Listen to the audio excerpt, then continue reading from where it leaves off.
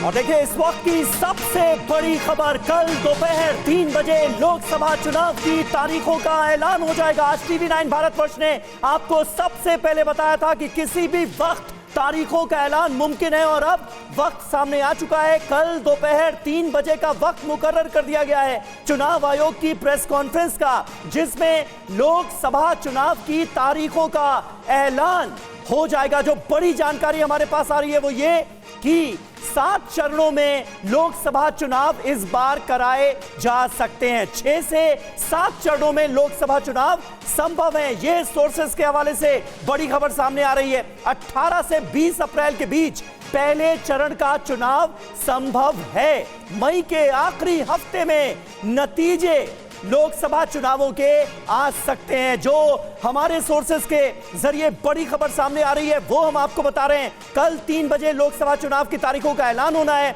6 से 7 चरणों में लोकसभा चुनाव मुमकिन है और 18 से 20 अप्रैल के बीच पहले चरण का चुनाव कराया जाएगा। इसके आसार नजर आ रहे हैं और मई के आखिरी हफ्ते तक लोकसभा चुनावों के नतीजे हमारे सामने होंगे। यानी यह पता चल जाएगा कि केंद्र में इस बार, अब की बार किसकी सरकार बनने जा रही है। बिल्कुल। और देखिए अभी हमारे साथ हमारे तमाम संवाददाता जुड़ रहे हैं, उनके पास चलेंगे और बातचीत करने की कोशिश करेंगे, जानने समझने की कोशिश करेंगे कि आखिर क्या मूड है लोगों का और किस तरह की खबरें, किस तरह की अपडेट इस चुनाव से जुड़ी। आनंद प्रकाश पांडे हमारे साथ बीजेपी मुख्यालय से जुड़े हुए हैं, आमोद राय कांग्रेस मुख्यालय से हमारे साथ जुड़े हुए हैं और कुमार कुंदन है इस वक्त चुनाव आयोग के दफ्तर से, जीतेंद्र भाटी दिल्ली विधानसभा से हमारे साथ जुड़े हुए हैं और साथ ही प्रीति श्रीवास्तव हमारे साथ वाराणसी से मौजूद हैं और रोविंग एडिटर पंकज झा पटना से हमारे साथ लाइव जुड़े हुए हैं। लेकिन सबसे पहले आनंद प्रकाश पांडे के पास चलेंगे। आनंद, जिस तरह से कहा जा रहा है कि 6 से 7 चरणों में चुनाव हो सकते हैं, कल की प्रेस कॉन्फ्रेंस पर सबकी निगाहें टिकी हैं। इस बार क्या खास हो सकता है चुनाव आयोग के ऐलान में? देखिए, चुनाव आयोग ने पिछले 2 से 3 महीने में अपनी सारी तैयारी कर ली है और सभी राज्यों का जो चुनाव आयोग है दौरा कर चुका है। वहाँ के अधिकारियों से मुलाकात हो चुकी है।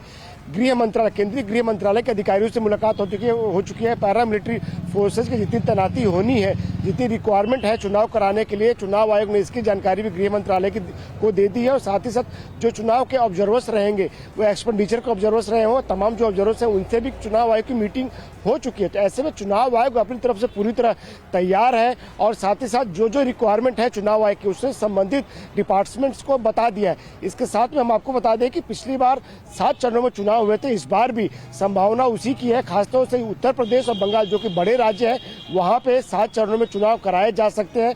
और इसके साथ साथ सिर्फ लोकसभा चुनाव नहीं, बल्कि इस बार लोकसभा चुनाव के साथ साथ विधानसभा चुनाव भी कराने हैं। आंध्र प्रदेश, तेलंगाना, उड़ीसा, सिक्किम, यहाँ पे विधानसभा चुनाव भी करा रहे हैं। तो ऐसे में इस बार रिक्वायरमेंट ज़्यादा है और जितनी भी पैरामिलिट्री फोर्सेज की रिक्वायरमेंट चुनाव आयोग को होगी, वो सारी जानकारी केंद्रीय गृह मंत्रालय के साथ जो बैठक हुई थी उसमें दे दी थी। और साथ ही साथ जो ऑब्जर्वर्स, जो अलग अलग ऑब्जर्वर्स रहेंगे, क्योंकि चुनाव पर नजर रखनी होती है, अलग अलग ऑब्जर्वर्स बनाए जाते हैं। हर कॉन्स्टिट्यूएंसी के लिए अलग अलग ऑब्जर्वर्स बनाए जाते हैं, खर्च देखने के लिए ऑब्जर्वर्स बनाए जाते हैं। उन सबको लेकर चुनाव आयोग पहले ही मीटिंग कर चुका है। बस एक औपचारिकता बची है तारीखों का, जिसका ऐलान कल 3 बजे चुनाव आयोग कर देगा। बिल्कुल, 3 महीने से लगातार इलेक्शन कमीशन की चुनाव आयोग की तैयारियां जारी है और अब मौका है तारीखों के ऐलान का, जो कि कल होने वाला है 16 मार्च को। मध्य प्रदेश में क्या कुछ हलचल है, क्योंकि चुनावी तारीखों का ऐलान होने वाला है और ये एक तरह से चुनावी त्योहार होता है। शुभम के पास चलते हैं। शुभम, 29 मध्य प्रदेश में सीटें आती हैं लोकसभा की और ऐसे में हर राजनीतिक दल ये पूरी कोशिश करेगा कि वहां पर जीत हासिल हो। बहरहाल, क्या हलचल देख रहे हैं आप? कल तारीखों का ऐलान हो रहा है। बिल्कुल निधि, कल चुनाव की तारीखों का ऐलान हो रहा है और मध्य प्रदेश का चूंकि आपने जिक्र किया तो 2014 में 29 में से 27 सीटें बीजेपी ने जीती थी और 2019 के चुनाव में 29 में से 28 सीटें जीती। उन लोग हैं, हम उनसे बातचीत करते हैं। आप बताइए क्या माहौल इस बार आप लोगों को दिखाई दे रहा है? टक्कर का मुकाबला होगा या फिर से एक बार एक तरफा मुकाबला रहेगा मध्य प्रदेश? देखिए, मध्य प्रदेश में जिस तरह का राजनीतिक माहौल है, मोदी जी के नेतृत्व में मिशन 400 पार में मध्य प्रदेश की सभी 29 की 29 सीटें भारतीय जनता पार्टी के साथ जाने वाली हैं और माहौल इस तरह का है कि कांग्रेस पार्टी चुनाव में कहीं दिखाई नहीं दे रही है। प्रतिदिन कांग्रेस के के सैकड़ों की तादाद में कार्यकर्ता भारतीय जनता पार्टी में ये बात भी सही है कि 5000 से ज़्यादा कार्यकर्ता बीते 2 महीनों में कांग्रेस छोड़कर बीजेपी में शामिल हुए हैं। तो इस बार क्लीन स्वीप क्या करने जा रही है बीजेपी, या टक्कर का मुकाबला दिखाई देगा? देखिए, मुकाबला तो पूरी तरीके से एक तरफा है। इस देश में चुनाव इस बार मुख्य रूप से 3 बिंदुओं पर केंद्रित है। पहला, प्रधानमंत्री जी की लोकप्रियता और स्वीकार्यता जो पूरे देश में है। हम देख रहे हैं उन अंचलों में जहां पर भारतीय जनता पार्टी पारंपरिक रूप से बहुत बेहतर प्रदर्शन नहीं करती। छिंदवाड़ा सीट है, ये लग रहा है आपको इस बार बीजेपी जीतेगी, क्योंकि दोनों कैंडिडेट सामने अब? देखिए, स्वाभाविक तौर पर हमारा वहां पर अथक कई वर्षों का संघर्ष है, जिसका परिणाम इन चुनावों में हमको मिलने जा रहा है। और स्वाभाविक तौर पर भारतीय जनता पार्टी कॉन्फिडेंट तो नजर आ रही है, लेकिन चुनाव के ऐलान के बाद से निश्चित तौर पर पार्टियों की रणनीति देखनी होगी। जितेंद्र भाटिया हमारे साथ दिल्ली विधानसभा से जुड़े हुए हैं। जितेंद्र, दिल्ली की बात करें तो दिल्ली का मुकाबला बेहद दिलचस्प नजर आ रहा है, क्योंकि इस मुकाबले को काफी कड़ा कर दिया है आम आदमी पार्टी और कांग्रेस के गठबंधन ने। उसके वो जो साझा चुनाव लड़ने की तैयारी कर चुके हैं उस चुनावी स्थिति ने।